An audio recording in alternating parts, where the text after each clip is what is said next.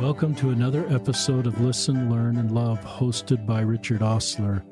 My guest on today's podcast is my friend and neighbor, Dr. Joe Cramer. Dr. Cramer is an active Latter-day Saint. We've been in the same neighborhood, the same ward for 20 years. He's lived in his home for 30 years.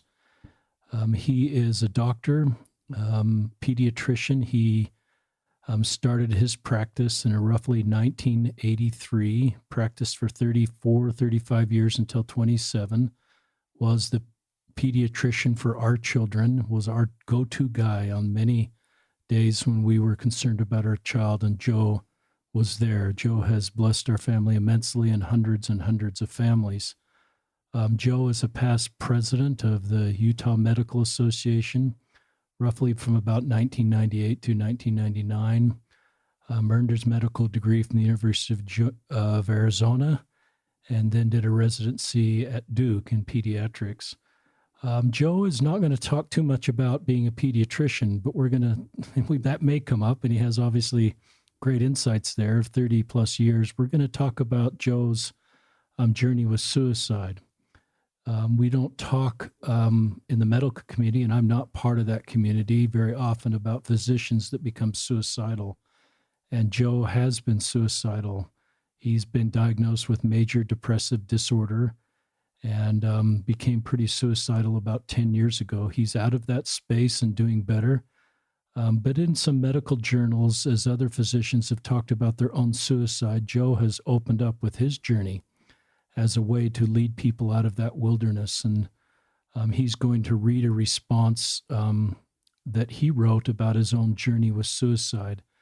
So that will be the first part of the podcast, is Joe bravely sharing about his own suicide feelings and what he's learned and why he didn't choose that. And then his advice to all of us. So if you're thinking of suicide or having thoughts of suicide, I think Joe will be helpful. If you are trying to help others that have thoughts of suicide, Joe will have insights for you. Joe and I started with a prayer, and we just pray that this sensitive subject that needs to be talked about, that really courageous men like Joe that are able to talk about in his own life will help all of us. One of my favorite quotes, you listeners have heard this quite a bit, it's the wounded healer. Henry Noren wrote, "A minister's service will not be perceived as authentic unless it comes from a heart wounded by the suffering about which he speaks. The great illusion of leadership is to think others can be led to the desert by someone who's never been there." So with kind of tears in my eyes, because I love this man across the table, he knows the desert of mental illness and writing plans to die by suicide. And he's been able to walk out of that desert. And he's talking about it so that others that are in that desert, he can authentically lead them out because he knows that desert. Joe, anything I've said from your biographic overview that is incorrect, you need to correct? No, I do like to add that I played basketball at Duke. It was Saturday morning during my residency, but... And I believe you, Joe. And Joe has run a few marathons and half marathons. So Joe, and I may have mentioned Joe's the father of 5 kids, his wonderful wife, Janet, who is awesome, 13 grandkids. So it's just a wonderful family that's given so much to our community. But talk about these medical publications where people started to write about feelings of suicide, and then you sharing your story. Certainly. It began in 1998, 1999, when I had the opportunity and privilege to be the president of the State Medical Association.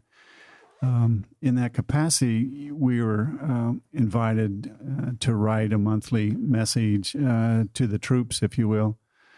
And at that time, I came out of the shadows of depression and said, look, this is something that if we can't, as physicians, talk about it, then how are we supposed to be healers of those who suffer from such ailments?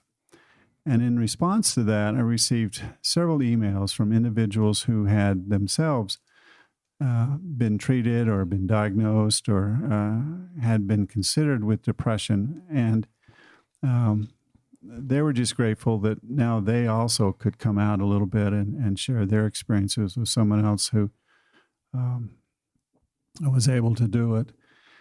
probably one of the more salient and powerful messages was when I received a letter from a physician who is in an isolated part of the state who had contemplated suicide himself with plans and time and method all set aside, and he was just waiting for some insurance to mature or some such thing. And he said a letter of appreciation that by reading my own letter and message was able to seek help and was able to get proper care and therapy, and he had some improvement with that. But then the follow-up was in June and July issue of the Utah Physician, which is the organ of communication for the Utah Medical Association. A medical student wrote a lengthy epistle about his own experience with suicide and how he had planned to do it.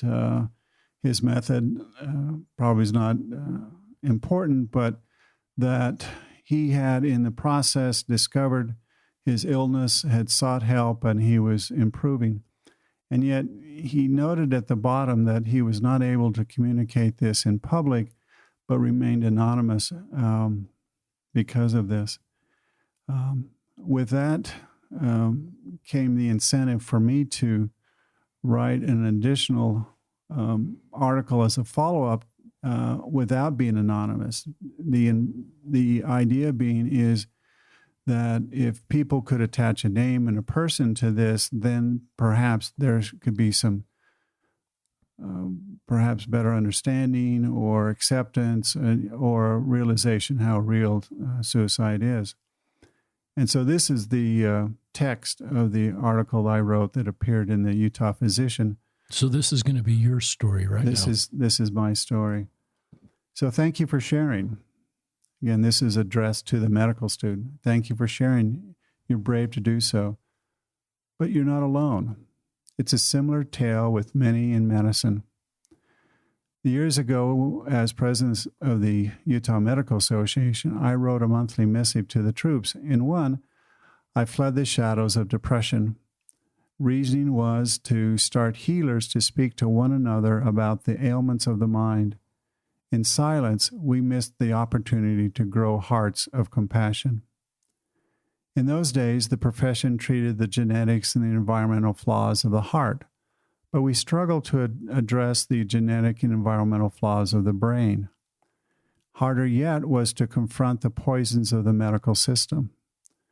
Except for psychiatrists, our paid friends, physicians oftentimes didn't recognize our own emotional shortcomings. Liberated from this personal stigma of my major depressive disorder, MDD, I felt free. With freedom came a duty to my patients and my parents in my practice to talk openly about my professional knowledge and personal experience. There was no badge of courage nor a medal of shame. I just admitted openly because parents and patients may have a similar mental ailment. The thinking was that if I spoke the words out loud, neighbors, friends, and families would not be as afraid to say them softly to a physician or a counselor. My mantra became, I get it. I got the t-shirt. Dads were especially targets of my concern, not wanting them to repeat my struggles. Routine screening missed the signs and symptoms of routine male depression. And this is an addendum that, in the sense that these are my personal opinions.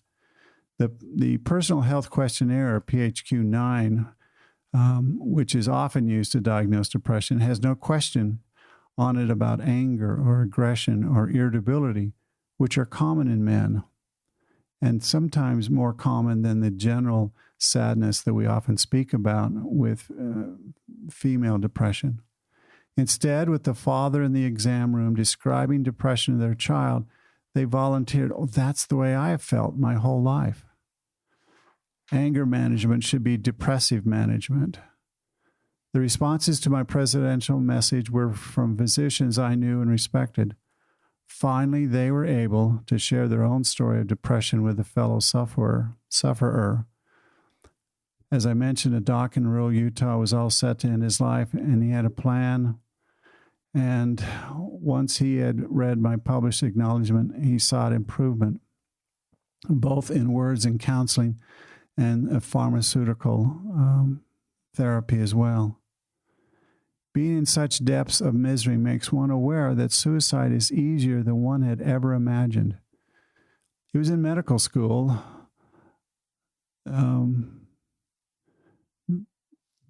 That I went from being shocked that anyone could kill themselves to understanding how possible that was when one of my classmates murdered himself.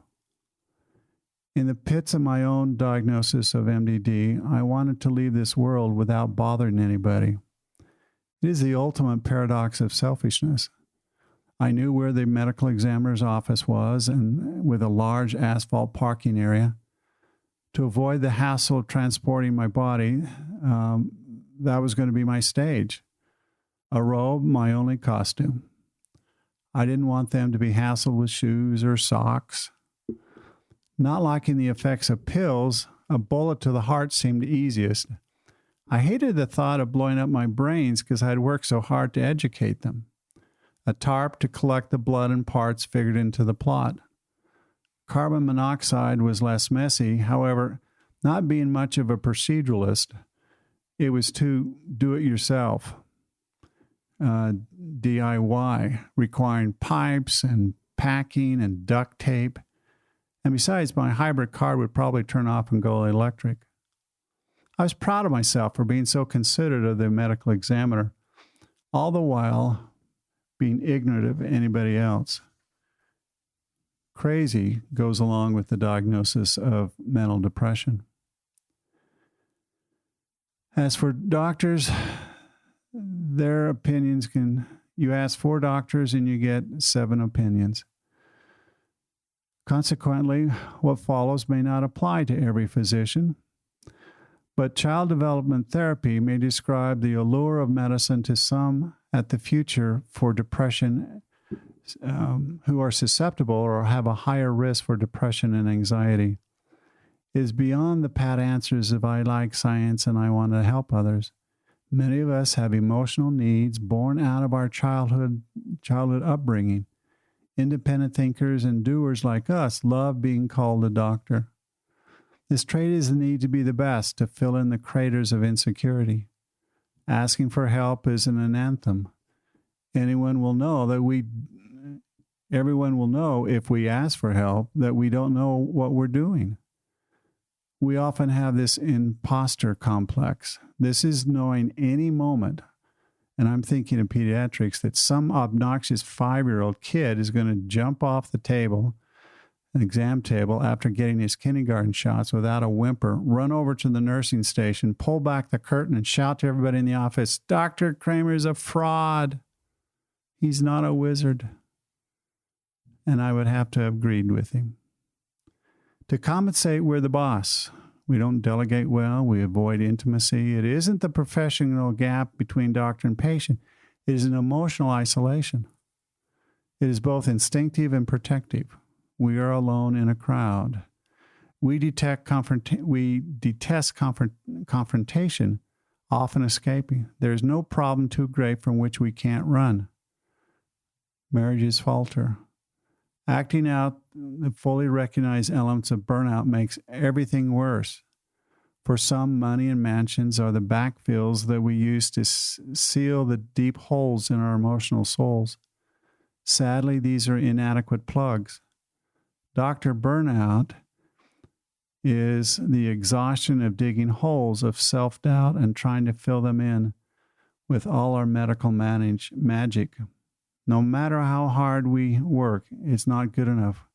There are still holes, and we keep digging.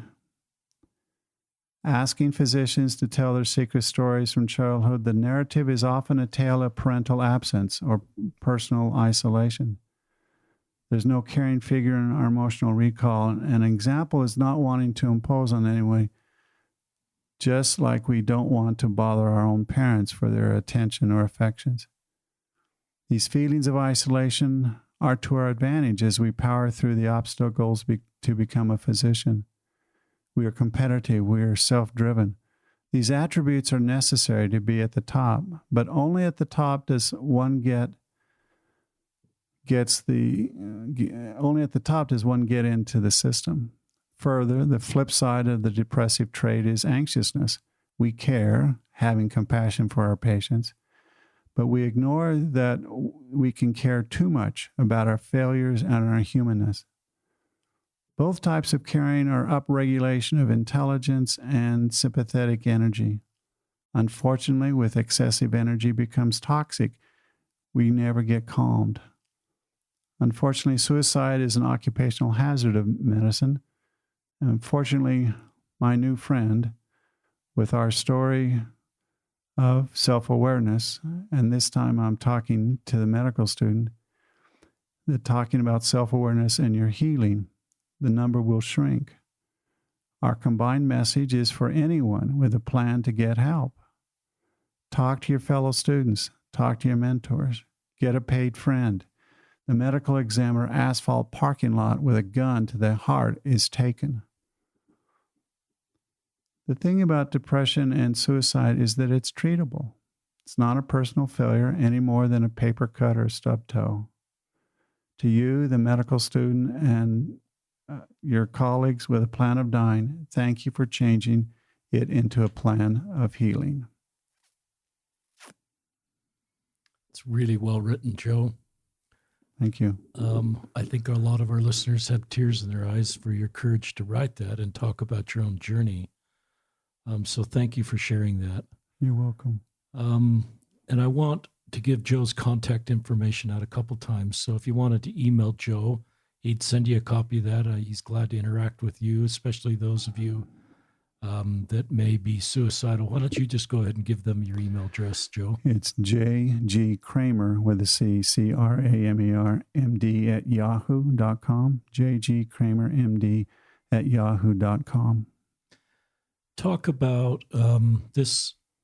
I think I mentioned this before we started, and I may have mentioned your age, your late 60s. So just for context, the worst of this was about 10 years ago. Can you walk our listeners through, and maybe that letter shared a bit of that, just what was kind of the cumulative, was it a accumulation of this is 20 you're 25 years into your career roughly.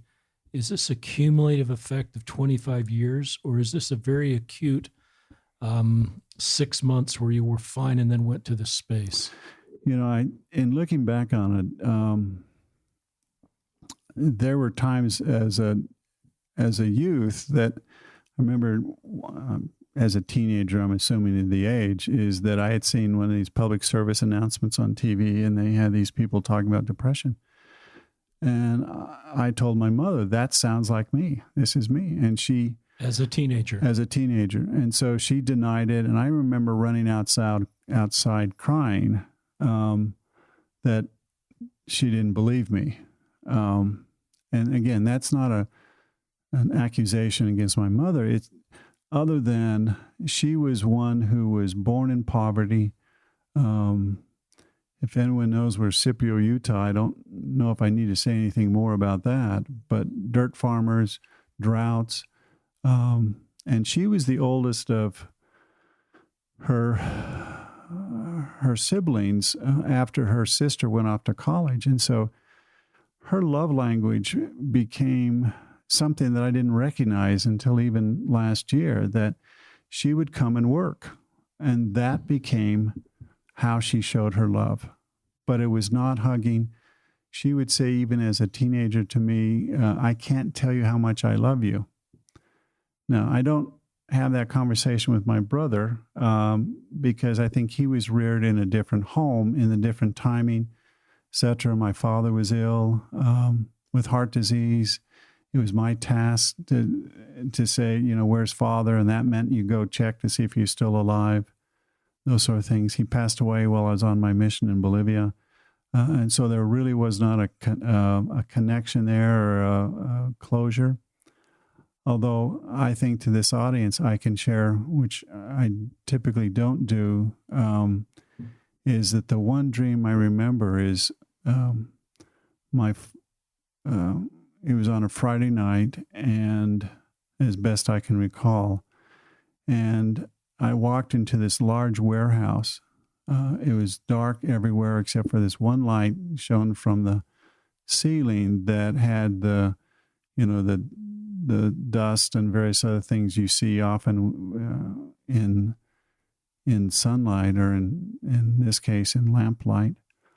And there was a coffin covered by an American flag. And my father had been a veteran of 20 years of the Army, and so, but there was a reassurance with it. I mean, there was no words, but I can still remember coming in from the upper side and where the head was, where the flag stars are on the flag, and then walking around and just felt comfortable. And it was the night that he passed away in Phoenix.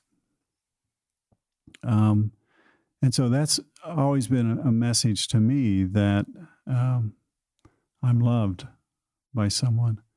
And yet there is this same time, this feeling of not wanting to bother anybody. What happens in children is that if there is this neglect that I can't tell you sort of moments, the child then learns to approach the parent with some hesitation. So it's always, well, I'm sorry, I don't mean to bother you, excuse me. We're people pleasers sort of things, which are great if you want to go into medicine. But it also says, I'm going to kill myself in the parking lot of the medical examiner so he won't be bothered. I won't have to I won't have to say I'm sorry to him. And the odd thing about that, I mean, I look back on and say, whoa, that's weird.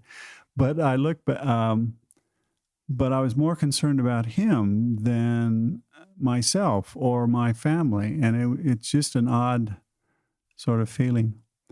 But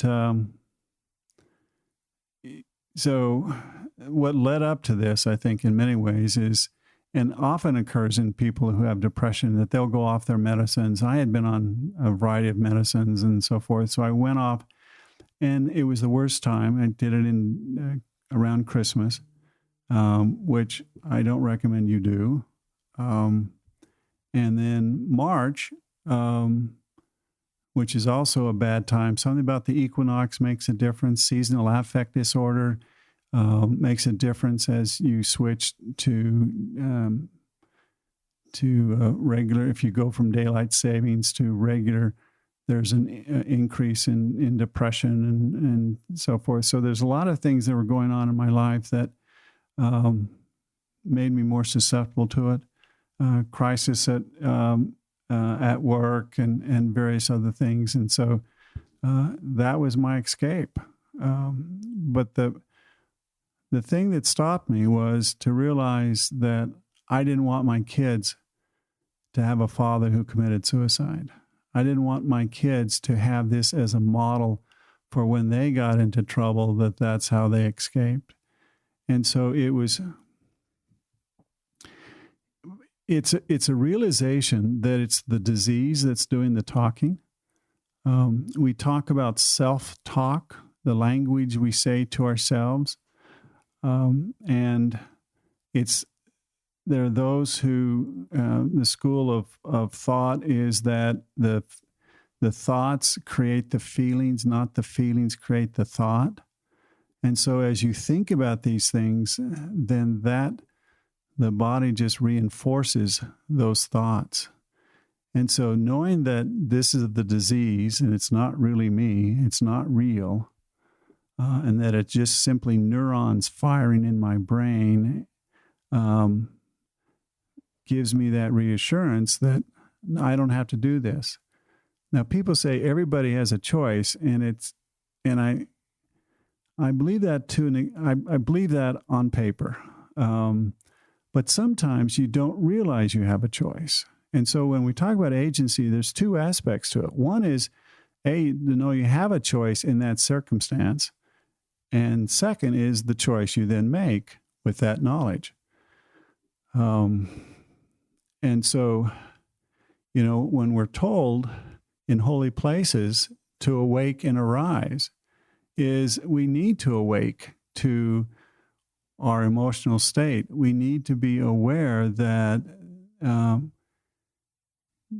this is not normal, in that it's crazy. Now, what I mean by that is, I'm not being derogatory to anybody with depression. Heavens no. I mean, the reason why I talk about these things is to tell people, hey, I get it. I'm in with you. I understand. Not only do I try to sympathize, but truly try to empathize, to say, I know how you feel. And if people could understand that there are alternatives, and I believe that you look at your soul much like Swiss cheese. You have all these holes, and the holes are based upon a lot of things. My holes were, I never thought I was smart enough. I only knew I was smart enough to know I wasn't very smart. And I had a brother who remains my hero in so many ways. Such an incredible man, an incredible brother. But I was never as smart as he was. And so I was never as smart, or I was never as athletic, or never, you go through your own list of these deficiencies. And these holes, then you fill them up with a variety of ways, accomplishments in medicine. It's, the number of papers you write, or your position, or a title. But when you get to the top and the pinnacle, and you look around from the mountaintop, you go, is that all there is? Because the underlying insecurity is still there that drives you to that success, but it's not healing.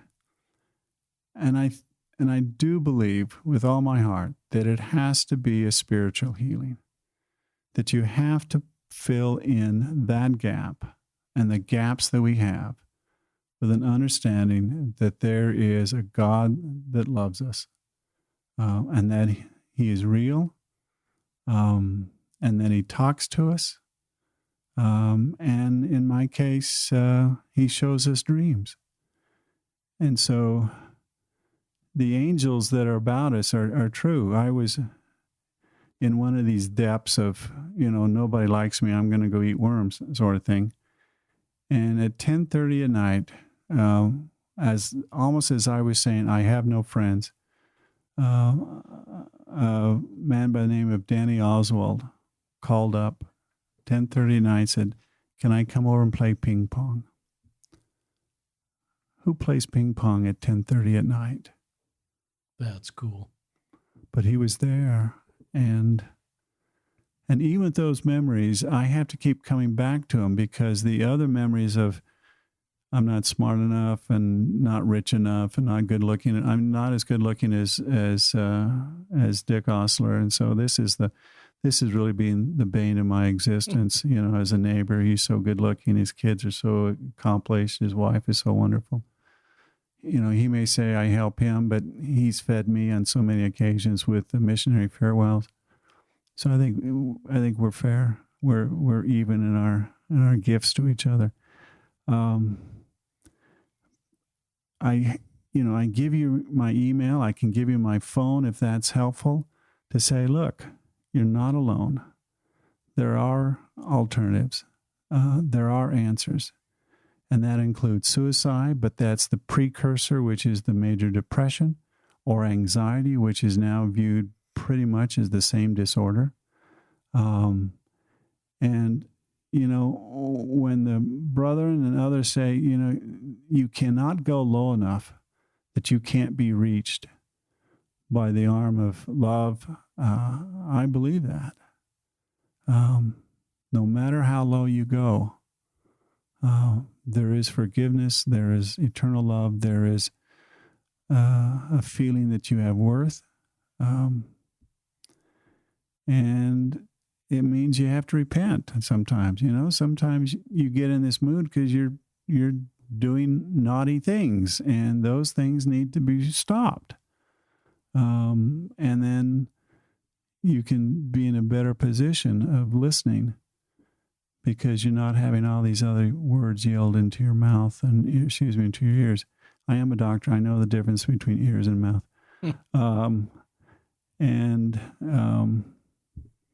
Anyway. Very helpful. Talk about, was this 5 years you were thinking about the medical examiner lot and had this plan? Was it 1 year? Was it 10 years? It was mostly 1 year. 1 year. Depression is much like cancer. You have relapses and you have remissions. You know of people who can be free of cancer for years and years and years, and all of a sudden it reappears, unfortunately. And the same way it can be with depression. I'm not going to stop my medicines ever again. I'm going to be more active during the wintertime. I'm going to be more caring and loving to people around me. I'm going to get out of the funk of loneliness.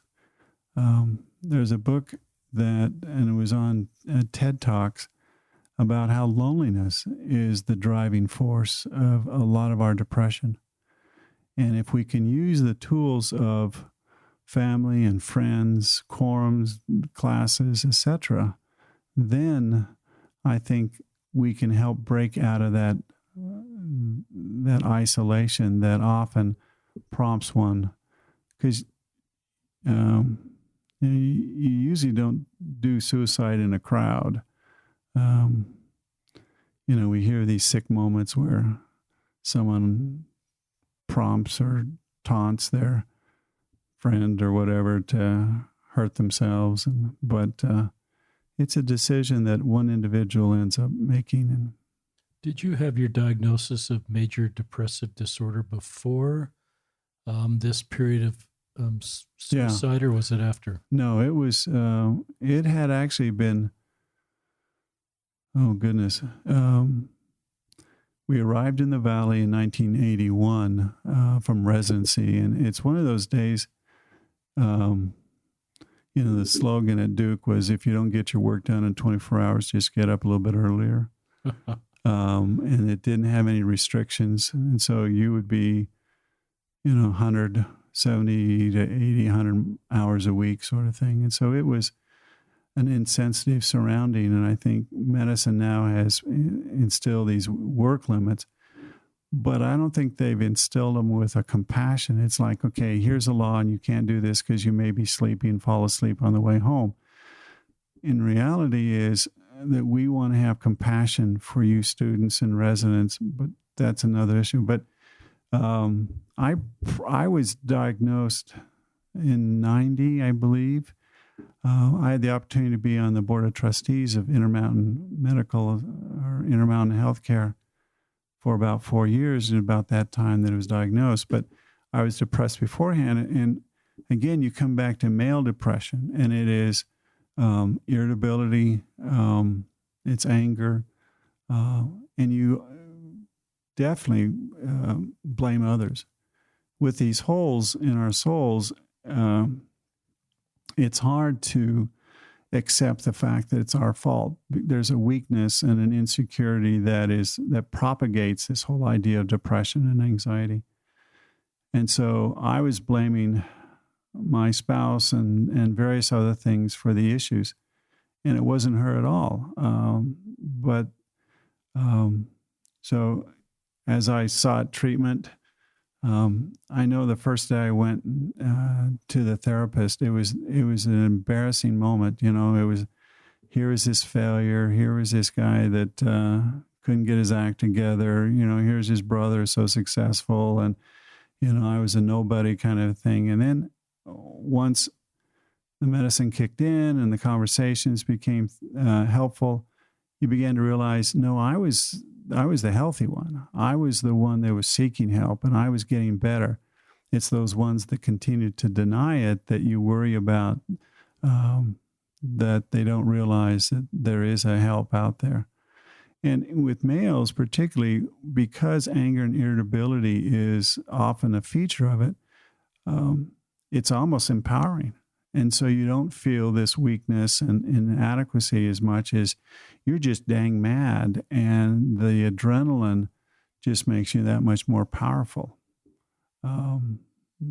etc. So anyway.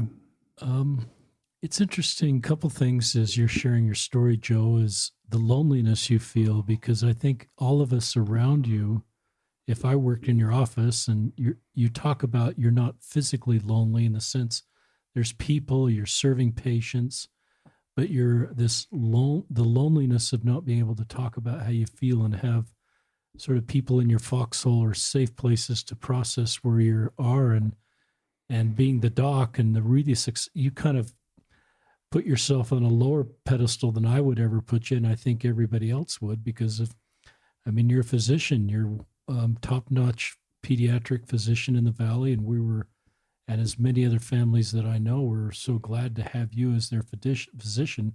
We have you on a pretty high pedestal, but you don't. No. And it's sort of like if you knew all these holes about me, you wouldn't feel this way about me. Right. And you're talking about those holes, and my respect for you only increases. That's one of the ironic things about as we're vulnerable and as you share this letter, I love you more. I have more respect for you. I recognize the road you've been on and your ability through writing to heal people physically through your medical career, but also to heal people with emotional challenges and give them hope because you're able to talk about this stuff. And that's a beautiful part of your ministry, Joe. Well, thank you. It was the 8 years that I wrote for the Desert News. I love those articles. And I would have people write, and I remember writing about loneliness, and one person said, that you described it, that she was able to understand that her loneliness had words and had others feeling it and the like. The thing about asking scary stories from childhood, the brain will pull out what we call as a mental model. And so my story is I was about 6 and I was in this garden shed, with lawnmowers and things. And I remember being totally black and I was terrifying. But I don't know how I got in and I don't know how I got out, but I remember being by myself. So that becomes my mental model that in times of stress, I'm alone. And one has to overcome that because that is more ingrained. It's more intuitive. It's the first thing that happens because in fear, you don't sit and think about it. It's, here's a bear. I don't worry if it's a brown bear, black bear, or blue bear. I want to get out of there. So it's very fast. It's not specific. So if it looks like problems, it is a problem.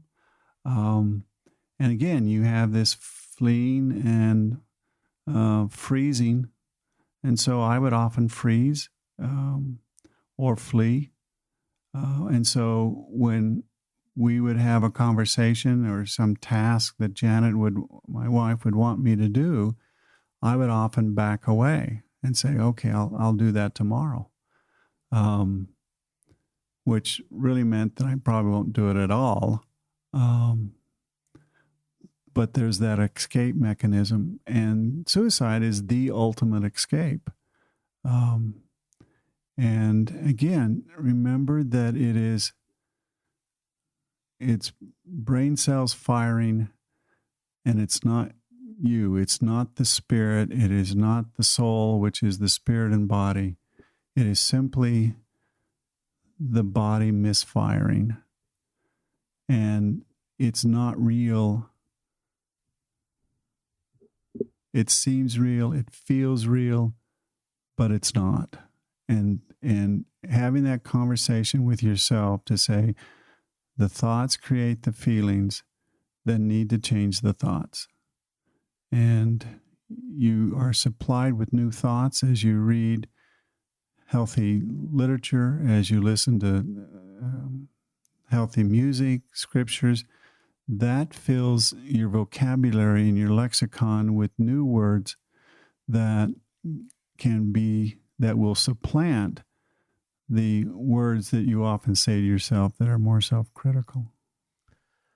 You had a really good nugget in there, a lot of good nuggets our listeners are picking up, but one you picked up is, and you love your mom, but when you first opened up to your mom about your own feelings that you may not have had vocabulary for, you she just didn't have the tools to sort of validate. It was sort of like, well, Joe, tell me more. And I'm really grateful that you opened up to how you feel. It's important that you'll be able to share with me what's going on in your life. And she just didn't have those tools. And I love then you talked about how that created a defensiveness or a kind of needing to assess the situation. And I think as parents, if we can do that, if we can create safety so our children feel safe opening up, even though we may not know the answers, if they just feel safe, that was really helpful. I'm going to make a statement and you tell me if you agree with this. The more I've learned about mental illness, I've learned it's not a spiritual deficit or a spiritual weakness, and it can't be fixed by increased spiritual behavior. It's like pancreatic, that isn't even what is that disease called? Pancreatitis? That's it. Or just you're smiling now. How about acne? Acne. Obviously, I can't solve I'm a pediatrician, diaper rash. I can't solve that by increased righteous behavior. I think sometimes culturally we dismiss mental illness or feelings of anxiety and stress a little bit, or we just kind of say, get over it, or sometimes maybe even incorrectly think we can solve this through the atonement or through prayer. And I don't want to discount that, because the atonement or prayer in particular could help through God's priesthood power of physical illness be healed. But I think we have to address this like you did by going to your paid friend and getting the right kind of help to solve this and just owning that and not sort of thinking it can be solved somewhere else. Any thoughts on that? Well, I think the answer is in Doctrine and Covenants, and it's as simple. It's the spirit and the body make up the soul. And so if you do things spiritually, you only have half the solution. And so it's the physical and the spiritual in combination that I think makes a difference. And I think what you do is that, you do all that you can. You seek the diagnosis. Maybe it's depression because of low thyroid. Maybe it's depression because a brain tumor. I mean, there's a lot of bad things that can happen. And so you want to know why it's there. You want to know, postpartum depression is real. The biochemistry and the hormonal craziness that sometimes occurs is real. And so I think you look for the diagnosis. And then second, once the diagnosis is made, then you begin, if medicines are appropriate, fine. If not, then what are the other physical elements? Getting adequate sleep, having good, this is sound like your mother taught, the things I learned in kindergarten sort of moment. We'll say this is first grade. What is, and not all of these are orthodox, but, adequate sleep. Do you need to have more iron? Iron is used by the body to carry oxygen, but it's used by various other organisms, various other organelles or different parts of the body. So if you have low iron, it is a mainstay in making dopamine, which is the pleasure hormone within the brain. So as a young woman or with blood loss and so forth, then iron needs to be addressed as part of the solution. Knowing skills of how to relax and to calm oneself, the idea of mindfulness, paying attention to the present. We talk about faith, hope, and charity, and faith is something we have faith in the past and hope that's true. We have hope for the future, but the charity part is the present. And so medicine and religion often talk about the same ailments with simply different language. So depression is often focusing on the past, often focusing on the negative in the past. I didn't I was not queen of the ball. I didn't, I was not the most valuable player on my soccer team or whatever. And then the hope is the anxiousness, is an anticipation disorder if we don't use it. And then the present is that charity, serving others, being kind, thinking of others. Other modalities, adequate vitamin D, adequate exercise, having friends to talk to. There's a whole seasonal affect disorder where you have your bedroom may be on the west side and the sunrise doesn't come up until hours later. If one lives along the Wasatch Front and you have mountains, that projects the sunrise for an hour later. And this seasonal affect disorder is a circadian rhythm light phenomenon. And so having light and these light boxes can be helpful. So there's a whole bunch of things that one can do, as well as whatever professional help that one sees. So it sounds like you're not ruling out spirit. I kind of made it so binary there. I think you want to not be as binary as I was. I think you want to say, open the door that Heavenly Father and the Savior can help you, and the teachings of the gospel and the hope, and as you're to help you in this journey too. Yeah, I don't think that it's an either or. I don't think it's binary. I think you have this whole list of things that you can do, and that includes, again, listening to good music. There's studies that talk about listening to Mozart actually can decrease seizures. Listening to music at night can change the tremor of Parkinson's disease. So there are these sort of things that are out there that's not necessarily mainstream, but do have a scientific background that seems to make a difference. And so I think you pull up on those different things. I mean, I don't suggest giving yourself enemas with coffee, but there's familial reference to that, so it's not totally out of the blue. But anyway, I love what you're sharing, though, is just be open to all of the things that can help you, right?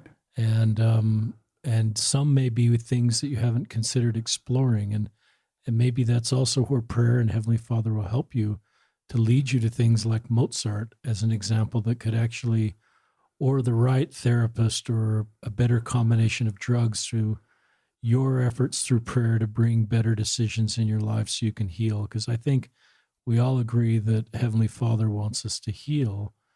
A couple questions. One is, as part of using Heavenly Father to help us heal, you said a phrase, and I wrote it down. You said, "Show us our dreams." Do you remember when you said that earlier? And were you just elaborate on that? Is that, to me, is that Heavenly Father helping you see your future to give you hope? Talk about that, Joe. In my case, I think it was a message of soothing and comfort. I know other people use the term dreams in a conscious way, not in a sleepy moment. And that then propels them to whatever their goals are, etc.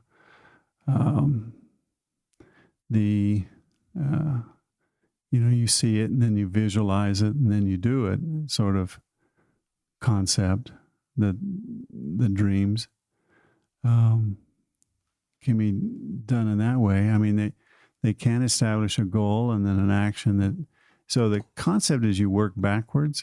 So here's your goal, and then to get to that goal, what's the very last step that's necessary to make that goal? Well, then what's the step right before that? What's the step before that and the step before that? And so by planning backwards, you're able to dissect your problem into different ways. The other thing is, in the science of complexity, there are several qualities. You can launch a rocket and show where it lands. That's physics of Newton. But if you let a bird go, you can't predict where they will land because they are agents, and we are agents. And so what you do, you increase the probability of something happening. So you put bird food here, and so that increases the probability. It's no guarantee, but you increase the probability. And so same way in our own life, if we do things that increase the probability, and that means you try multiple things, because you're going to increase your probability with more options that you exercise than if you just try one thing. If you just try medicines, well, that excludes all these other things that one can do to be part of that healing process. So you increase probability because you are an agent, which I think is a fascinating thought, matching this whole concept of agency we have with the idea that we are agents, along with seagulls. I love that. I love the visual. You can't predict where a bird can land, and just the idea that we need to take responsibility and explore everything. I think Heavenly Father has given us so many different things here on earth to help us heal and move forward, but sometimes it may take a little bit of work to find that. Talk about this experience, that you talked about, your feelings of suicide and the medical examiner, and that's about 10 years ago. If you were to go back and talk to your that self from 10 years ago, now that you're 10 years removed, what would you say if your 58-year-old self, 55-year-old self were sitting here and you could talk to Joe Cramer? And that's partly you just talking to people that are really close to suicide. First of all, I'd get really close to them and maybe touch them if they permit me to do that, a hand on the shoulder or on the knee. And I would probably cry, knowing me, just to let them know that that there are alternatives, that they are loved, that there are answers to this that go beyond simply ending it all, and that there are influences that the action will have on everybody that they know and their loved ones, that they're putting their family at risk for future action. And probably to say that this is not just a moment. I want to be there for you, so that I'm going to do my best to connect with you and call you and talk to you, and not just this be a one passing moment. And that if things happen again, then this is how you can call me, and I want to do more than just wait for the call, but then call you. Just check on you, just see how you're doing. What are there other reasons why you're glad you didn't go through with your plan? Oh, it's been horribly messy. I mean, goodness gracious. But you had it all figured messy physically because you had this unmessy suicide plan. I don't know. I assume you're not talking. Just answer more about that as we're joking a little bit. With this football traumatic encephalopathy, Junior Seau, who was a Polynesian outstanding linebacker for the San Diego Chargers, I think he made a point of shooting himself in the heart so that they could examine his brain to see if he had traumatic encephalopathy, and in fact that he did. But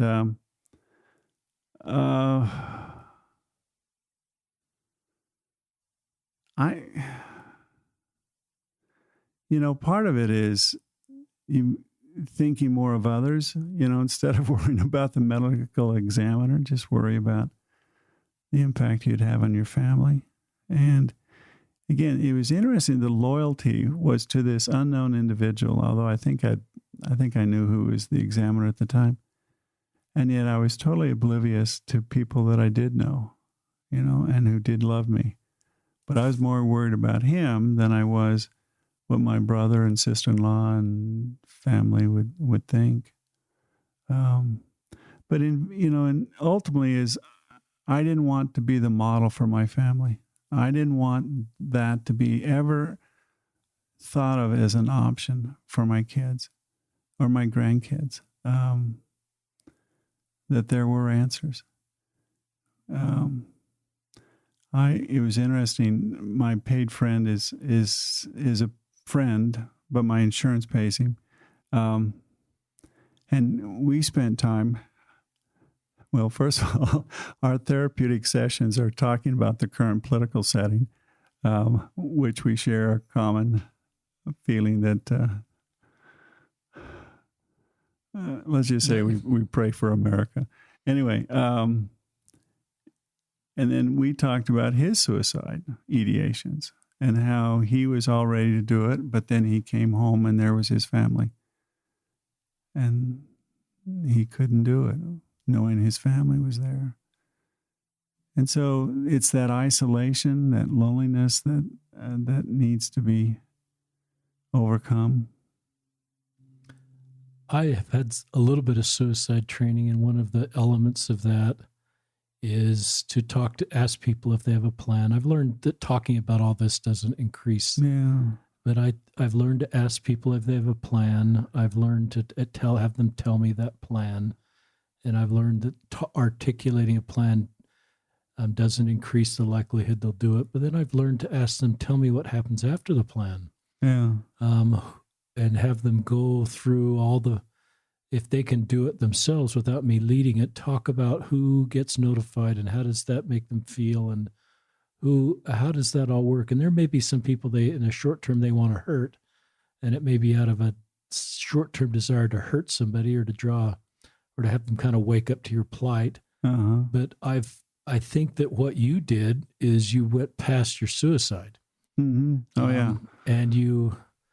And you thought then you have the medical examiner, but then the faces and all, and then your great analytical brain, Joe, recognized through some sort of training that this would really impact your family in a negative way. And even though there was maybe relief and all the pain and just a desire to sort of leave all that pain that at times can be overwhelming, I think you recognize the impact, and you recognize that had the chance that other family members would model the choice you made. And our episode 176 for our listeners is Leanne Tressler, and it's the highest listens we have at maybe 20,000 or more. And those of you that have listened to that know her husband died by suicide and left home 7 children, and her 16-year-old son 2 or 3 years later died by suicide. And she came on the podcast and just talked about, as incredibly brave as it is, but she's living her worst nightmare. Yeah. And she knows that her husband's suicide has impacted, obviously, her son. And this is just a great kid. I saw a picture of him, never met him. But, I think in mortality, her life has changed. But I would hope that in the great plan of salvation, that still everything that she hopes for an eternal perspective can happen. But tremendous pain has come in. And so I like the way you recognize that, and I think it's helpful for our listeners that may be in that space to recognize, to sort of go past what happens and all the people. I just think everybody needs to know that they're loved and they're valued, and even if there's no light at the end of the tunnel, you've got to try to stay and try to do what Joe says, look for other ways to get out of this tunnel. It may not be a binary tunnel where you're looking to just get out of the tunnel by one way. That's one of the things I like about Joe's teaching is there may be little corners of this tunnel that you may not realize there's a little turn. And as you go down that turn, you're actually in a slightly different tunnel that has light and represents the hope of getting out of this space. Our Elders Quorum president, we have the same Elders Quorum president, Steve, and I'm a secretary in our Elders Quorum. He talked about our ward, and we've had Mike and Tammy Snar on the podcast from our ward. but he talked about there's not a lot of temporal need, financial need in our ward, but he speculates behind all of these homes is a lot of emotional illness and mental illness, but it's so stigmatized that we can't talk about it. And if I'm ministering to somebody, it would be very unlikely that they'd open up or I'd learned that. And you're obviously opening up really bravely, but somehow do you have any thoughts about how to create more normal conversations around this topic at church? So that if I'm ministering to somebody, Joe, and that person on the outside is kind of my hero from a career standpoint or a financial standpoint, but deep inside they're really hurting. Just any thoughts on how to create conversation? Well, we have one of the most wonderful, faithful home teachers, but I would never talk to him about this. I mean, this was not, and that's why my point is that if I talk loud enough, perhaps people then can feel safe enough to whisper. That's cool. That's really cool. That, maybe they'll be able to hear it, and then they'll be able to say in their own words to someone else that they need help. Simply changing the language from mental illness to emotional, and talk about it as emotional issues, which is really what it is. It's, the brain. Less stigma there. Yeah, I think so. And I think you come back also this idea of perfection. I think it's interesting when you read in the New Testament, it talks about be therefore perfect. When you read about it in the Book of Mormon, it's more solicitous. I would that you would be. I wish you could be. And that's because he had gone through the wine press and he knew. And so instead of just simply, this is what you got to be perfect, I wish that you were. I should that you would be. And to me, that's the message. Everyone gets hung up on this perfection stuff. And I had the opportunity to write about this mother who is nearly perfect and how awful it was to be nearly perfect. Her children were nearly perfect. And how she was not able to accept that was okay. But that comes under the purview of security. If one feels secure, then it's okay that you have failings, you have faults. And that comes back to this idea of self-talk is to, say, okay, I do this well, I do this well. What I just said was probably not something Einstein would have said, but, I'm not stupid. And so you have that conversation with yourself. And I think it's important because being nearly perfect is a horrible place to be. So. I love that. I'm going to read a quote, then I'm going to just see if you have anything else you want to share. This is another quote from Henry Norwin, a Catholic priest. Over the last few years, I've become increasingly aware that true healing mostly takes place through the sharing of weakness. Mostly we are afraid of our weaknesses. We hide them at all costs, and thus they make them unavailable to others, but also unavailable to ourselves. And in this way, we end up living double lives, even against our own desires. One life in which we present ourselves to the world, to ourselves, and to God as the person who is in control, and another life in which we feel insecure, doubtful, confused, anxious, and totally out of control. The split between these two lives can cause us a lot of suffering. I have become increasingly aware of the importance of overcoming the chasm between these two lives.